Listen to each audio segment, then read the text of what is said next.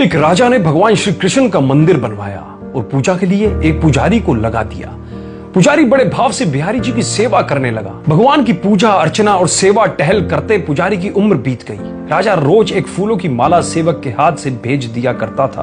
पुजारी वह माला बिहारी जी को पहना देते थे। जब राजा दर्शन करने आता तो पुजारी वह माला बिहारी जी के गले से उतारकर राजा को पहना देते थे। यह रोज का नियम था। एक दिन राजा किसी वजह से मंदिर नहीं जा पाया। उसने एक सेवक से कहा, माला लेकर मंदिर जाओ। पुजारी से कहना, आज मैं नहीं आ पाऊंगा। सेवक ने जाकर माला पुजारी को दे दी और बता दिया कि आज महाराज का इंतजार ना करे। सेवक वापिस आ गया। पुजारी ने माला बिहारी जी को पहना दी। फिर उन्हें विचार आया कि आज तक मैं अपने बिहारी जी की चढ़ी माला राजा को ही पहनाता रहा हूं। कभी यह सौभाग्य मुझे नहीं प्राप्त हुआ। जीवन का कोई भरोसा नहीं कब रूठ जाए। आज मेरे प्रभु ने मुझ पर बड़ी कृपा की है। राजा आज आएंगे नहीं तो क्यों ना ये माला मैं पहन लूं। यही सोचकर पुजारी ने बिहारी जी के गले से माला उतारकर स्वयं पहन ली। इतने में सेवक आया और उसने बताया कि राजा की सवारी बस मंदिर में पहुंचने ही वाली है। यह सुनकर पुजारी कांप गया।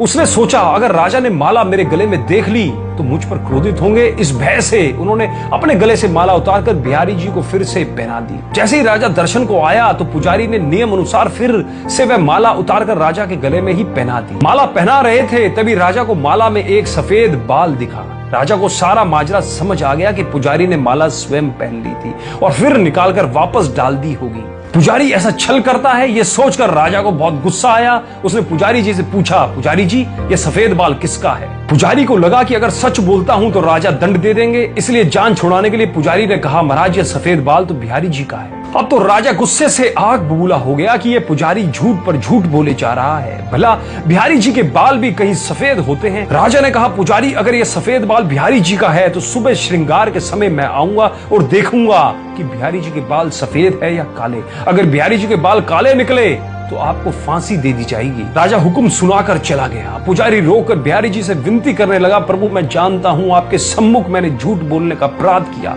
अपने गले में डाली माला पुनः आपको पहना दी। आपकी सेवा करते करते मैं वृद्ध हो गया। यह लालसा ही रही कि कभी आपको चढ़ी माला पहनने का सौभाग्य नहीं मिला। इसी लोभ में यह सब अपराध हुआ। मेरे ठाकुर जी पहली बार ये लोभ हुआ है और ऐसी विपत्ति आ पड़ी। मेरे नाथ अब नहीं होगा ऐसा अपराध। अब आप ही बचाइए, नहीं तो कल सुबह मुझे फांसी पर चढ़ा दिया जाएगा। पुजारी सारी रात रोते रहे। सुबह होते ही राजा मंदिर में आ गया। उसने कहा कि आज प्रभु का श्रृंगार वह स्वयं करेगा।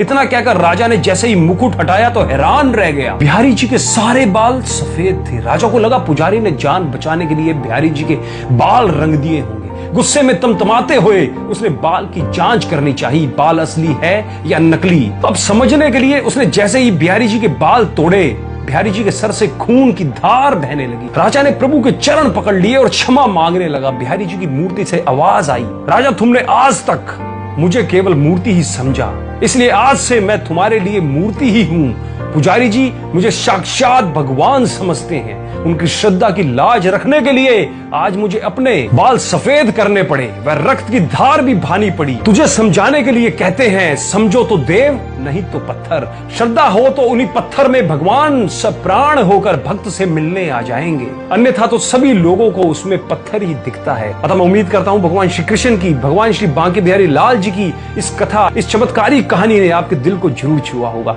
तो एक बार कमेंट के माध्यम से अपने विचार जरूर लिखिए और कमेंट में जरूर लिखिए, श्री बांके बिहारी लाल की जय हो।